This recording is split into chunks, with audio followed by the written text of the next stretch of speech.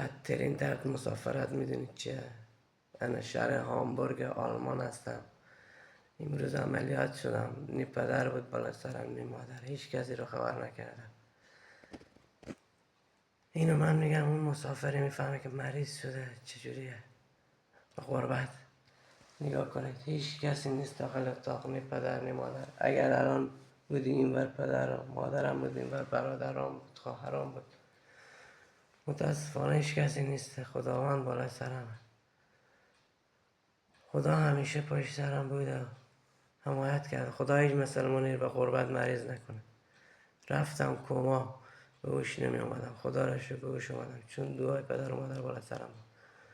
خدا دعای پدر و مادر هیچ کسی رو روی سرش کم نکنه. التماس دعا که زودتر خوب بشم، از این جهنم بیام بیرون. خدا من